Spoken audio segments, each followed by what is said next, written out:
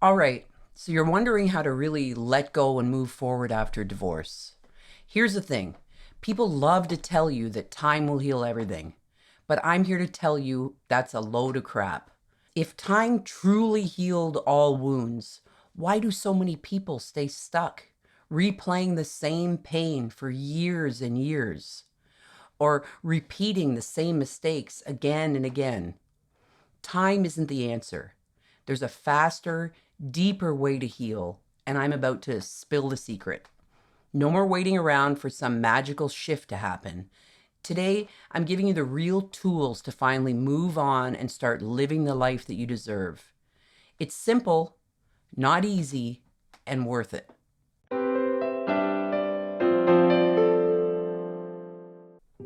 So, you want to know the secret to finally moving on after your divorce? I'll be blunt.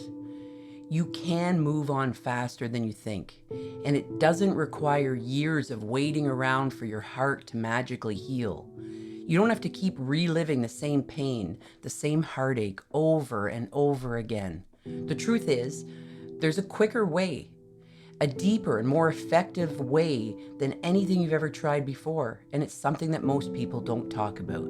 Let's be real for a second. I know it sounds too good to be true, right? Move on faster, heal quicker, sure. But listen, I'm not making this up. I've seen it happen again and again, both personally and with people I'm working with. I'll tell you about Kim. When she first came to me, she was stuck. And not just stuck like you're running in place. She was stuck in a way that felt like her life was closing in on her from all sides. Divorce was hard enough, but right in the middle of her healing process, her father passed away. She was grieving the loss of her marriage and the death of a parent at the same time. That was a double punch. Kim described it like standing in the middle of a storm, trying to hold everything together while the winds of grief, anxiety, and loss were teaming up against her and tearing her apart. Every day, she felt like it was a battle just to get out of bed, a battle to move, a battle to go to work, a battle to talk to her kids. And she tried focusing on moving forward. But then something would pull her right back into all the chaos. At one point, she said to me, "You know, Wendy, it's just like I'm drowning, and I can't even tell you which way's up anymore." The stress of managing funeral arrangements, handling family dynamics, and dealing with her unresolved emotions from her past, and her unresolved emotions within her family and in her divorce, her entire life felt like it was just unraveling. And yet, through all of that, she found a way to heal. And not because time magically made everything better. We worked on something different. Instead of waiting for time to make her feel better, we focused on intentional healing. She didn't fight the pain anymore. She faced it. She processed it. She felt it. And began to reframe her entire experience. And that's the key. Today, she's not just surviving, she's thriving. She's writing a new chapter. And if Kim can do it after everything she went through, so can you. And the thing is, this isn't just Kim's story. Research backs this up. Research shows that women who actively engage in emotional processing move on faster and deeper than those who just wait for time to heal them. So yes, there is a faster, more intentional way to heal, and I'm going to show you how. Okay, so let's get into the meat of it. What's the secret? What's the faster, deeper way to heal that everyone overlooks? It boils down to 3 key steps. Simple, but super effective. Step 1, stop trying to forget. Start processing. Most people think healing is about forgetting.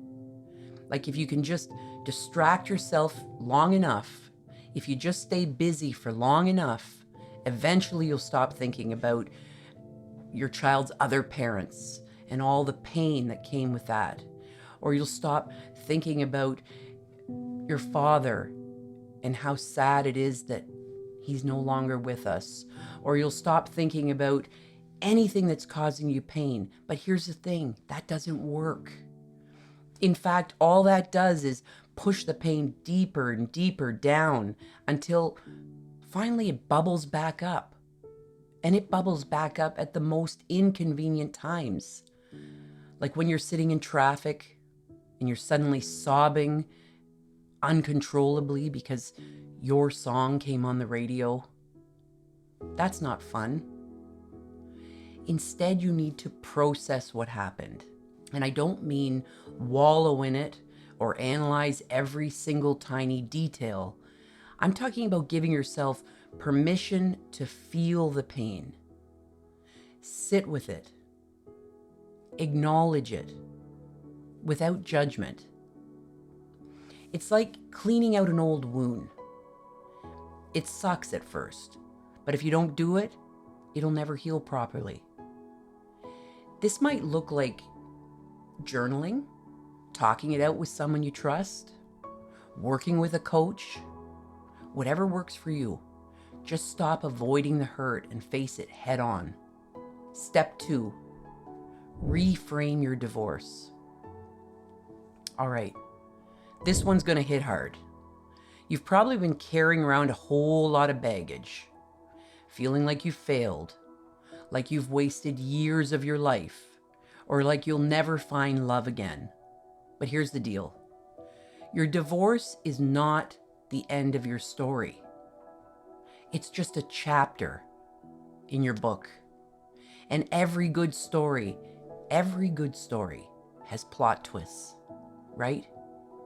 You've got to reframe how you see your divorce. Instead of thinking, I'm broken, I'm unlovable, I'm unworthy of finding love again, you start thinking, okay, that was a rough chapter, but it's taught me a hell of a lot about myself, and now I get to write the next one. This mindset shift is a game changer. It's not about minimizing the pain. It's not about pretending it didn't happen. It's about taking control of your narrative. You decide what this divorce means in your life. No one else decides what your divorce means in your life. Step 3, reconnect with you. After a divorce, it's easy to feel like you've lost yourself. You've spent so long being someone's partner, someone's wife, someone's everything, that you forgot who you are. So here's your third step. Reconnect with you. Reconnect with what you love, what excites you, what makes you feel alive. Now, I'm not talking about throwing on a backpack and trekking through Europe, unless that's your thing. Go for it. I'm talking about simple stuff. Start with something small as finding a new hobby or picking up an old one, something that you used to do, something that you loved before, and something that you haven't been able to make time for. Maybe it's painting. Maybe it's salsa dancing. Maybe it's binge watching. Maybe it's going after a career that you put on hold. Maybe it's hanging out with different friends or old friends that you've let go. As long as it's for you. It's about rediscovering your own identity outside of your past relationship. The more you reconnect with who you are at your core, the more you'll feel like yourself again. And before you know it, you'll realize you've moved on. And it's not because time has passed. It's because you take control of your healing process. These are 3 of the things that you can do right now to take control of your healing process. So there you have it. 3 steps that'll get you moving on faster and deeper than waiting around for time to do the job. Stop trying to forget and start processing. Reframe your divorce so it's not the end of your story. It's a chapter in the story of your life. And most importantly, reconnect with the real you. It sounds simple, But these steps are so powerful and they're so worthwhile and they work. Listen, divorce is hard and healing is a journey, but you don't have to be stuck in pain forever. You can move on. You deserve to move on. And now you know exactly how to start. When I'm tackling anything new in my life, I hire a coach, an expert, someone who's been there and is now where I want to be, so I can gain clarity and build confidence, be inspired, have the resources, tools, and strategies available to me, so I can know my options and be held accountable to doing what I say I'm going to do. I work with people who have made the mistakes so I don't have to, and so that I can get to where I want to go quicker, make best decisions, and feel better about myself along the way. Schedule a call with me now to see if I can help, and let's see if we're a good fit.